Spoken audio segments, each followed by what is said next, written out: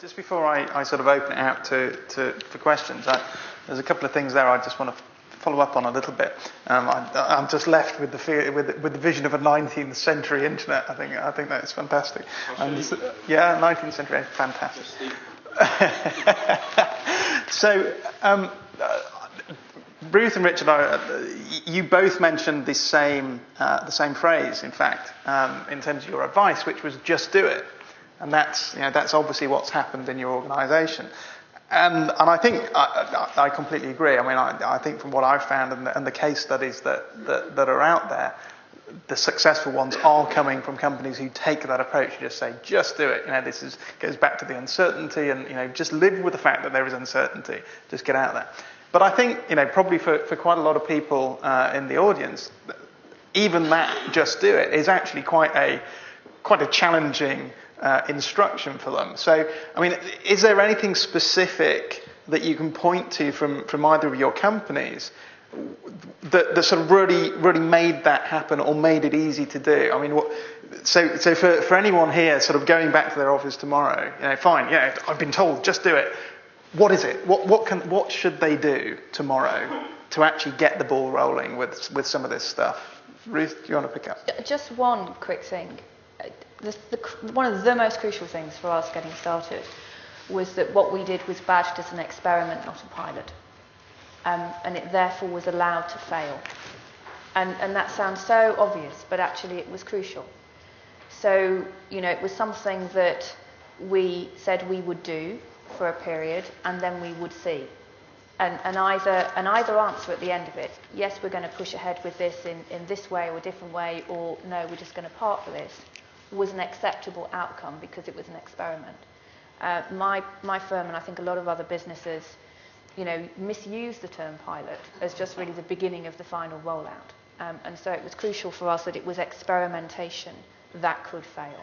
So I think my sort of follow on from that, the action is if you have anything, a document back at base that's headed sort of project plan or pilot, just scrub that out and just put experiment. Excellent. Richard, what about BT? I think really the key to me is don't spend lots of money to start with. Because basically, if you don't spend lots of money, people aren't generally interested in what you're doing that much. So you can get away with quite a lot if you don't spend lots of money. That's my first tip. My second tip is, I think Ruth said, you don't have to do this alone. So, I defy you to be in an organisation where there aren't people already doing stuff on the internet. So, we have a Facebook group with 11,000 people in it. That's got nothing to do with our organisation. I think Facebook set it up. So there's 11,000 people who think social networking is a good idea, and they're doing it. And they're discussing mostly trivial stuff, but there is some discussion in that group about work and things. So if you want to, I think the key thing is not be alone, and actually to get some people together, even in a very informal way, to say, what is it that's so great about Facebook that makes you want to use it? What could we have internally that could do a similar thing? Or actually, you might even say, well, why we don't even need to bother having something internally because this external thing does the trick. So I think it's really about not feeling like you're doing it alone. And in a way, we did it the opposite to Ruth in one sense, in terms of how we started. We didn't get buy-in from anyone. We didn't ask anyone. When I say we, I wasn't even involved when it started. It was literally some new graduates, and one of the graduates on his corporate credit card bought a piece of software which basically formed the foundation for our pilot blogging enterprise-wide encyclopedia. So they bought this stuff, they were playing around with it, and I got to hear of it. And I just kind of joined them. And generally, as time went on, other people just joined along. So I'm interested in this too. Can I play?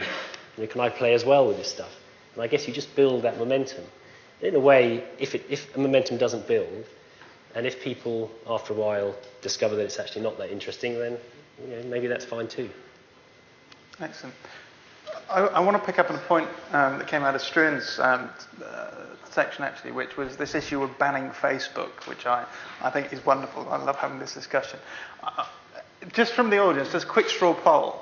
How many, if your organisation bans access to a a or multiple social networking sites? Can you just put your hands up that you know of? Okay, we've actually got quite a few here.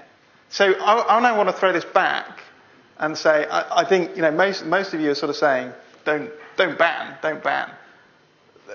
But there's companies out here that clearly are. So what's your advice to those companies? What would you say to those companies to reinforce your point about not banning Facebook? And it's great that we've got a couple of legal representatives here as well, who you would expect to be the first to say ban the hell, get rid of it. So what is it? What can you say to those companies? Struan? I think it depends on what the organisation is. I think it depends on what the job of people there is as well. In some circumstances, it may be appropriate to, not have access to these tools. But for most organisations, you have to trust your staff, and you trust your staff in all sorts of things that they do. You're trusting them to actually be working instead of emailing their friends, for example, which they could be doing just as easily as accessing Facebook. The Facebook isn't necessarily anything related to work. I know there are work applications of it, but for most people it's probably when they've got a bit of downtime, when they're wanting just to relax.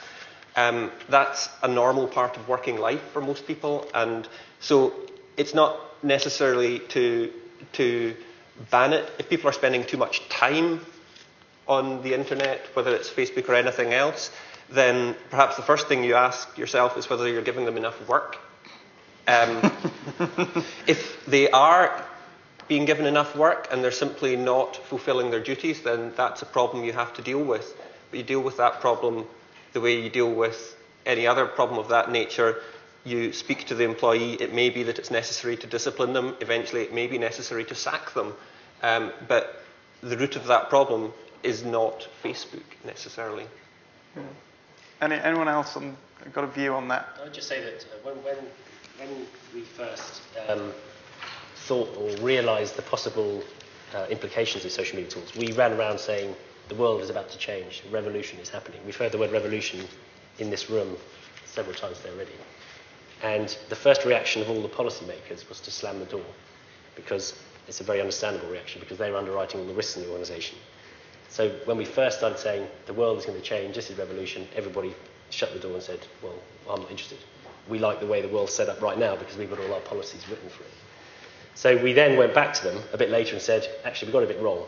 This isn't a revolution, this is actually evolution. And in a way, I think it is evolution, because these tools really are just content management systems. They just happen to be very easy to use, free, and they're very popular and fashionable, and the implications are potentially massive. In fact, lots of people have said it, in a way, this is what the web was invented for. So in a way, it's not actually a revolution, we're just going full circle. So we went back to them and said, actually, this isn't a revolution, it's evolution. So let's sit down and tell us what your fears are. What are you afraid of? So we sat down and they said, we're afraid of this and that, and all our policies are going to be out of date. So we said, well, let's get all the policies on the table. Let's look at all the policies that we've got. And actually, we didn't have to write a single extra policy. We didn't write a single extra policy to cover these tools. I mean, we wrote some bits specific about particular tools like blogging, but actually all the policies that we had, our internet and email use and misuse, our taste and decency, all that stuff, applied equally after, in a post-Web 2, Enterprise 2 world, as it did in a pre-Enterprise 2 world.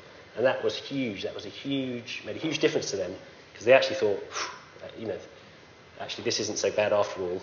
We've got it sewn up still, even in a post-Enterprise 2 world. And I think that was quite important.